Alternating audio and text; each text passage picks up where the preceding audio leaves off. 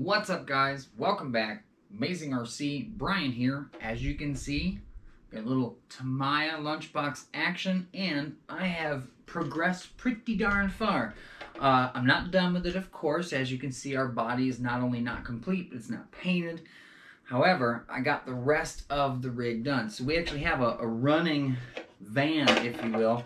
I've got it hooked up to the RC4GS V3 that Radiolink sent out to me.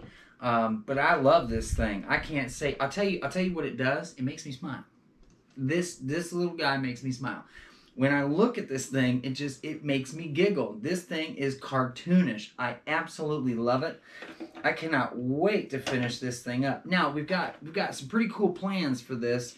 And I done told you guys that we're gonna put it on the back of that Grand Hauler. I got that trailer back there, and I had a couple of you. I ain't gonna fit on the back of that trailer. Alas, it will. I had another friend or two. You guys know who you guys are out there. Said, man, put it on travel wheels. You're not ever gonna travel with this thing on the back of a trailer. You know, we'll get some thin travel wheels. You know, put it on there, or even just a stand for it, and then boom, these go up front. I don't know, man. I might even be able to get just enough tire on the back of that trailer. Because I tell you, one of the things I want to do is I want to try that ID Seed.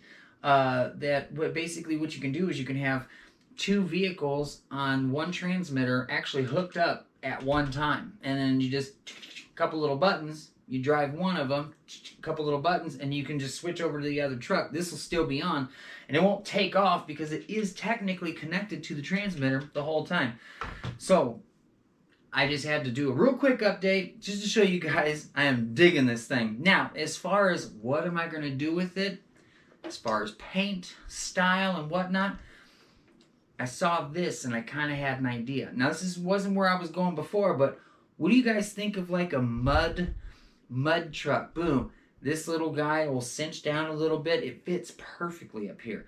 But have like some little bits in here like, camping gear, almost like a crawler, right? And I think that this up front will have a little less wheelie action, because you don't want to roll this thing over, and I'm pretty sure that's what it's going to want to do. I've got the stock Tamiya motor in it. Now this set actually came with a little Hobbywing ESC, and I love that about it. This thing was pretty much ready to rock and roll. All you needed was a receiver and a servo, and you were good to go. Everything went together so well. Here's some of the stuff that I just love about this. Everything fits together like a puzzle piece. I cannot imagine how cool you must have felt having one of these back in the early 90s. It just must have been bananas and mind-blowing when, I didn't even have to do the gear meshing in the motor or anything. It just all clicked into place like a puzzle piece, and then you just screwed everything down. I love it. I can't say enough about it. This thing is just cool. And it's totally bone stock. So, there's no oil shocks on it. I still got the, I don't have the little 3D printed parts for this little axle thing back here. I tell you, to be honest with you, the little spring mechanism that's in the axle holder back here, that took me a good 30 minutes to figure out. The one picture in the entire book that I couldn't figure out at all, I actually went online and had to look up a couple videos, and it's funny because every time I got to a video, when they got to that part, they used the 3D printed part, so nobody was actually using the spring. Like, you don't need, I'm like, show me how to do it! So I finally figured it out, and I love it. I love it. I just think this thing is the coolest thing ever. Love how the shocks are. Who thought of that? I never would have thought they would just be, coming in and out of the top of the chassis here. I can't wait to get this thing out, and it runs. We have a running vehicle.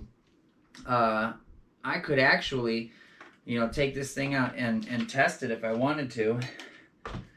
I haven't ran it yet at all, but we've got. Oh yeah.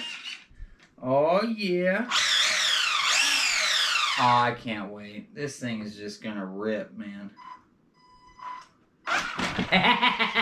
It just makes me smile.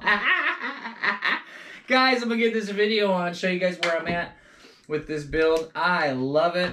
It's a Tamiya lunchbox. Man, this thing is just wild. Little wheelie bar, I can't say enough about it. It makes me smile. It makes me smile.